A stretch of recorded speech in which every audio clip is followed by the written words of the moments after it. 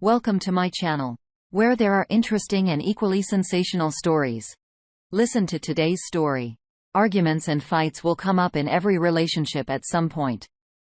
But when things are out of control, devastation ensues, and that is why it is crucial to look out for the red flags, recognize the signs of a toxic relationship, and find the strength to end it. Today on our space, a healthy relationship will never require you to sacrifice your family, your friends, your dream, your dignity. I'm devastated, missing my child, and just hope anybody can relate to my situation. So I've 32 male. Already began divorce proceedings with my soon-to-be ex-wife, 27 female. I live in Kentucky, and my soon-to-be ex-wife is currently in Florida with our 14-month child. This is a very long story with so much drama, and this is also a throwaway account because my soon-to-be ex-wife knows my rented account. I normally don't post online about myself, but I really feel so alone at this moment that I could really use some support. So a bit of backstory. But when I was 18, I was in an abusive relationship with a woman and we had a child together despite using birth control. She cheated on me multiple times. The kicker was when she ended up cheating on me with my best friend. We'll call him James, and I was absolutely destroyed by this. I stopped talking to my friends for years, but eventually, I pulled myself up and reached out to this friend. He talked about how we were so incredibly strong, and I forgave him. In my mind at the time, had let this woman alienate me from all of my close friends, and I just didn't want to lose my oldest childhood friend because of this. Sadly, this becomes relevant later. So fast forward to the current day. I've since gotten custody of my 13-year-old son and was happily married. My wife comes from an extremely wealthy family, whereas I grew up impoverished and struggling with simple things like food security. My parents were divorced and I lived with my mom who received a disability. At 30, I had a good job running a land surveying operation with my dad who was a licensed surveyor. My wife was going to school for her bachelor's, and I was working full-time while also working on getting my associate's degree. Things seemed relatively fine. But now looking back at it, I'm noticing all these red flags that I ignored because I was in love. My wife struggled in school a lot. It seems strange to me that she was struggling so hard while I was getting good grades and working full-time. She used to get very upset with me for my good grades, so I would lie to her and tell her I got C's when I was really getting a nearly 4.0 GPA. I would try to encourage her and help her with homework. But this eventually led to me just doing her homework for her because she was too paralyzed to do it herself. Whenever COVID hit, my job suffered and I began making less money. We were still doing fine financially, but it was less. Even though she was on birth control, she got pregnant and we had a child together. When she was pregnant, this was when things first began taking a turn for the worst. Her dad died of COVID about 2 months before her daughter was born. And there was a lot of grief and mourning. Our daughter was born March of 2021, and it took time off of work to be as involved as possible with my daughter. I really wanted to have a strong bond with her, so it took months off. And when I did return to work, it was only part-time.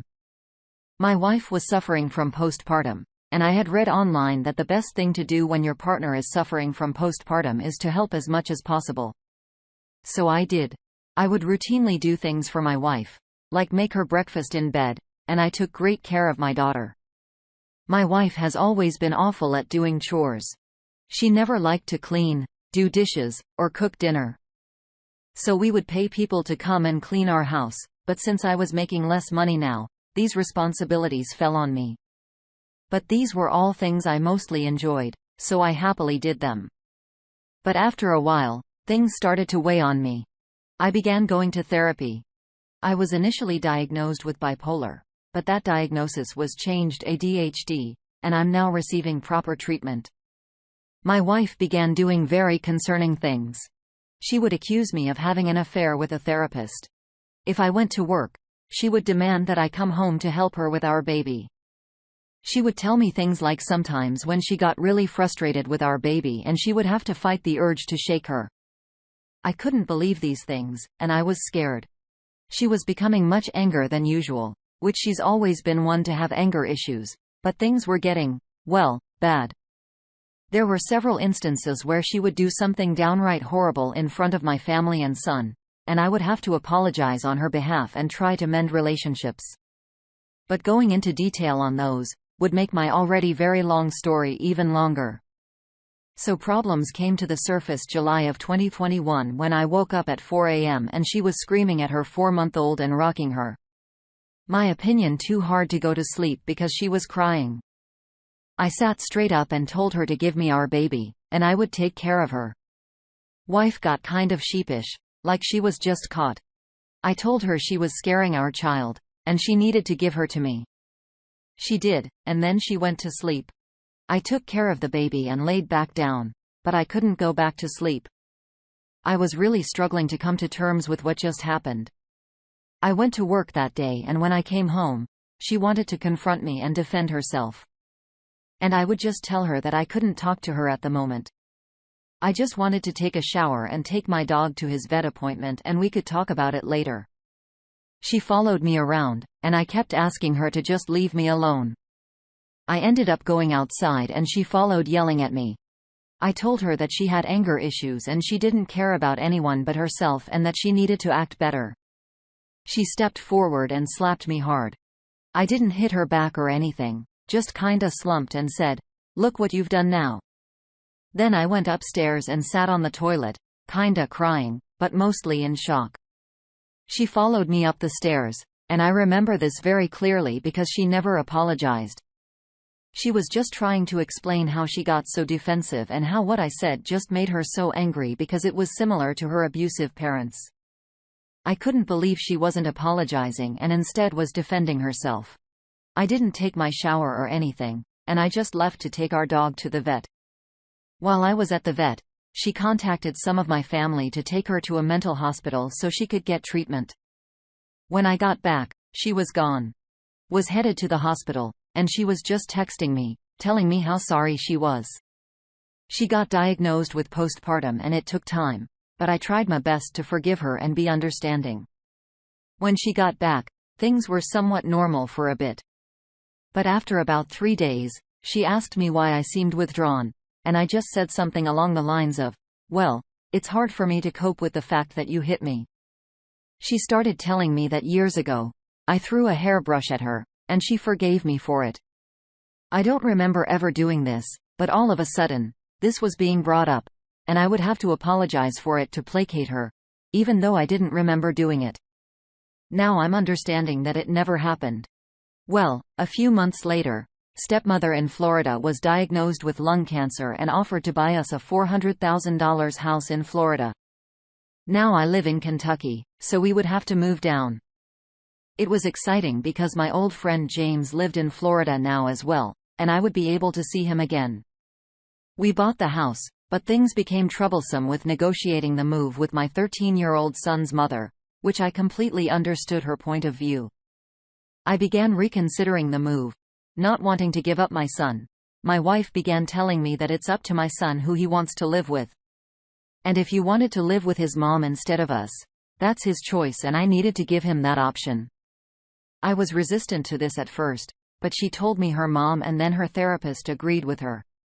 And so eventually, I conceded and gave him the option of coming with us Florida or staying with his mom.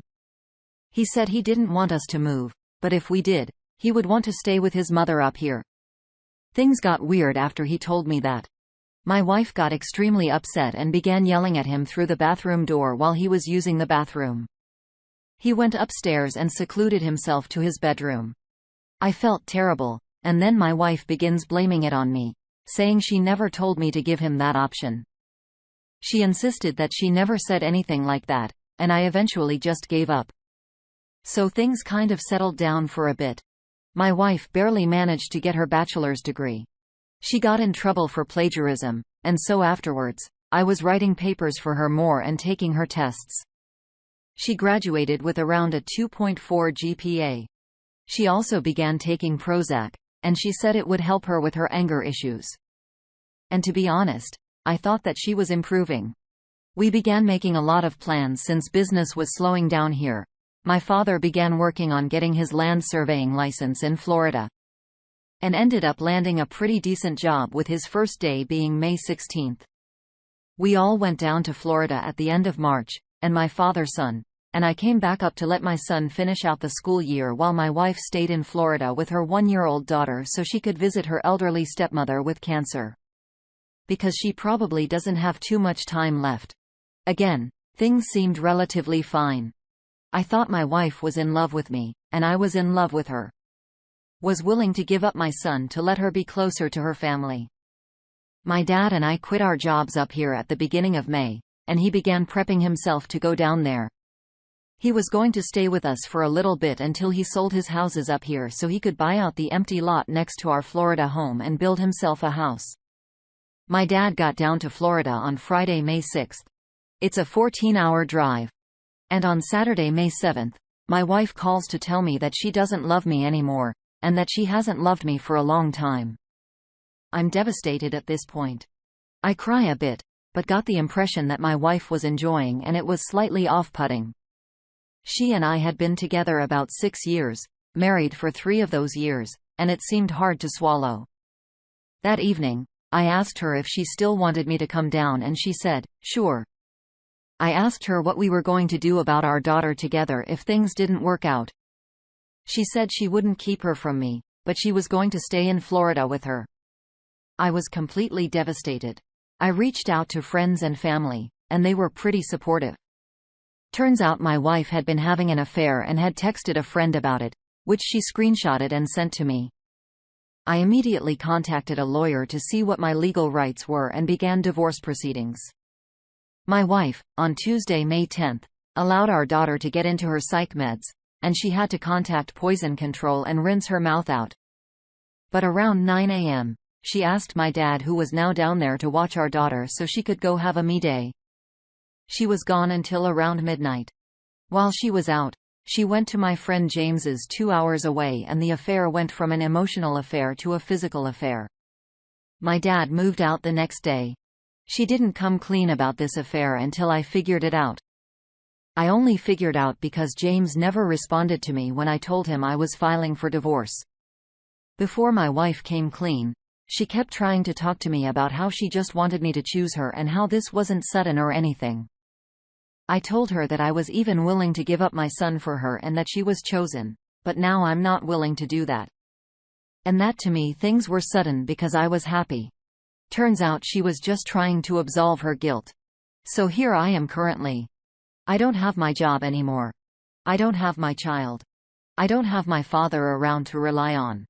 She has our car down in Florida. I'm not the homeowner like I expected to be.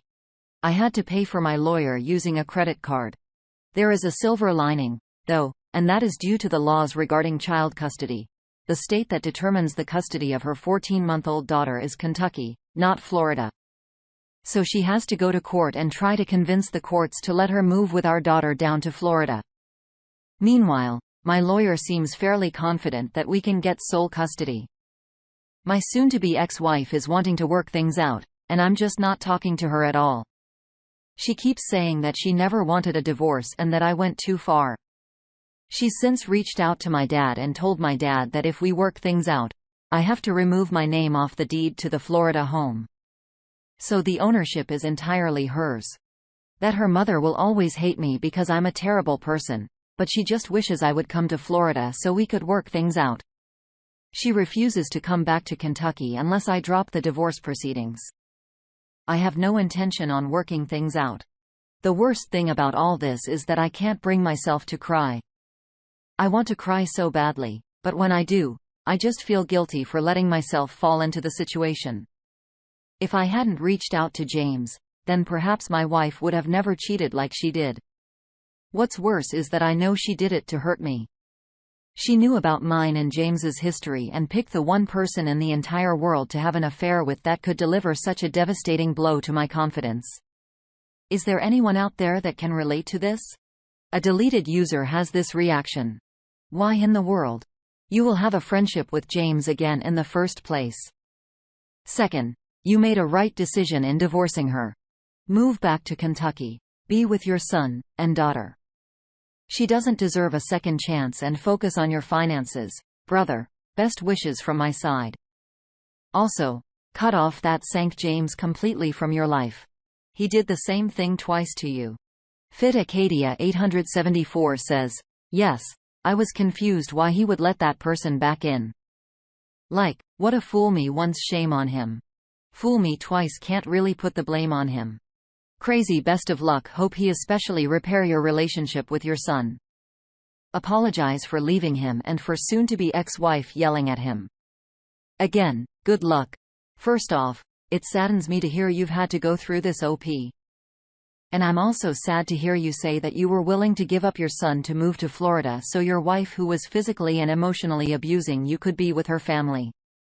Postpartum depression, a no joke. It can be an extremely difficult darkness to navigate through. That being said, no matter how awful that experience was for her, it doesn't give her the right to hit you or treat you and your son the way she did.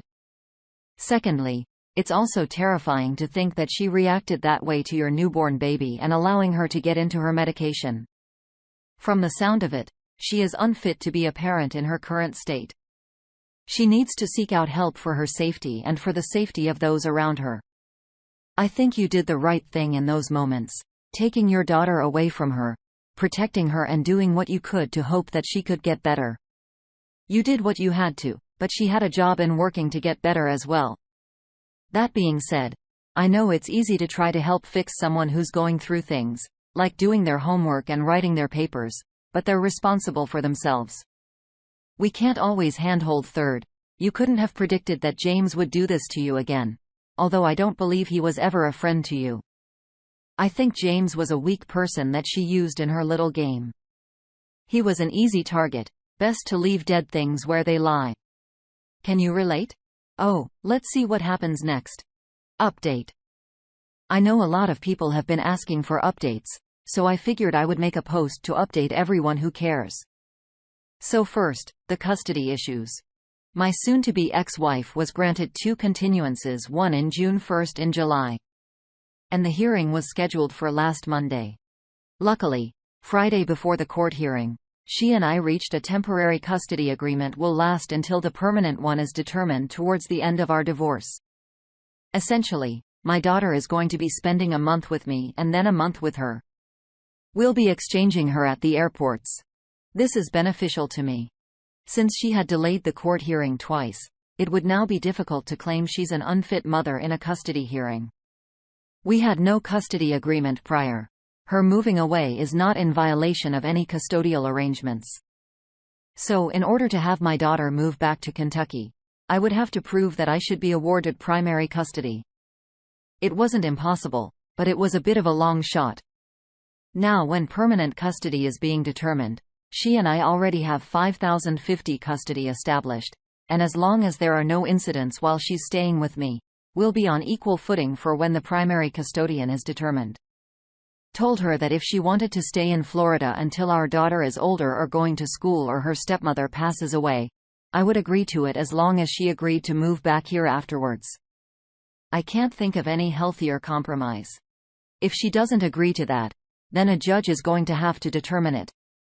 Also, and most importantly, I get to see my daughter. I'm so excited. Second point, I have a very good job now. It's a government job, and I work in the engineering department. I'm really happy there. The pay and the benefits are all better than my previous job. I feel like they're very appreciative of me. They even had me training someone on my first day, and they're considering getting me an intern now. It's gone a long way to helping my mental well-being. Third point, my soon-to-be ex-wife attempted to hoover me while we agreed on custody. At this point, I've consistently gone to therapy for about 16 months, and I was prepared for it and handled myself very well. I didn't want to get back with her. She justifies everything she's done to me by claiming that I was verbally abusive. I am not a verbally abusive person. I would tell her that I remember things differently than she does. And that's okay. I definitely had people-pleasing tendencies during our relationship and an insecure attachment style, but I've made a lot of effort to overcome this. I'm not one to let my anger get the best of me. Now I'm having no problem establishing boundaries with people, and it's made my entire life much better. I'm no longer even interested in a reason why she did such terrible things to me. I used to try to make sense out of things, but you can't make sense out of nonsense. For a while in June, I was very distraught because I would dwell on it. I would find myself thinking, no matter how long I live, I doubt anybody will ever do something so awful at me again. I voiced that to my therapist a couple of times, and she would always tell me that at least I got it out of the way when I was 33 years old rather than having it happen 20 years from now. Initially that offered very low comfort, but as I'm rebuilding my life, basically from scratch, her observation has really become true. I feel like I can basically handle anything life throws at me because I've already gone through hell and came out, not only alive, but a much better person than I used to be. While my soon-to-be ex-wife was talking to me over the phone that day, we reached an agreement. She asked me why I didn't try to reconcile. I told her reconciliation is a privilege given by the betrayed spouse and that to me I would have considered reconciliation if I had seen her make efforts to reconcile, the first one being that she either had to come back up here or cut off ties with her affair partner. She did neither. She told me her and James were no longer seeing each other. I asked her when she stopped seeing him and she said, "Does it matter?" I said it didn't matter. I don't want to reconcile, so I actually don't care. I'm not here to give her instructions on how to reconcile. At the same time, I also told her that if she had an affair with anybody else in the world, I may have been more willing to settle in reconciliation. I told her, what you did to me. You either did it in a way to make this as painful as you possibly could for me, or you did it with complete disregard for how much it would hurt me. I actually can't decide which is more evil. I never used the term evil in any regular context, but I struggled coming up with any other word to describe it. Fourth point I wanted to touch on. My son is extremely happy that we're getting divorced. He and I had become even closer in the past few months. He asked me if I knew my soon-to-be ex-wife was crazy before I filed for divorce. I didn't really know what to say. I'm so happy to be a positive influence in his life. Fifth point, my lawyer is awesome, but expensive. He's been doing this for about 30 years, and he told me that my case is the most bizarre one he's ever seen. I don't know if that's a compliment or not, but he gives a crap and is straight with me. I couldn't ask for more. Aside all that, I reached out to an old crush of mine that I hadn't talked to for about 15 years. She and I had feelings for each other back then, but I was with my son's mother at the time. And as horrible as she was to me, I could never bring myself to cheat on his mom and disrupt his life. I told her that then, and she was very respectful of that boundary, is something I always appreciated about her. Truth be told, she helped me feel a bit better when I was really going through some awful crap. So I reached out to her with no expectation of anything. Just to kind of dip my toes. Get ready to talk to people more and eventually start trying to date again. Funny enough, she's going through a divorce too. Her ex was a narcissist as well. I asked her about her divorce, and she told me, but she also never asked me about mine. She told me it was because she didn't want to pry. And if I wanted to talk about it, I was welcome to.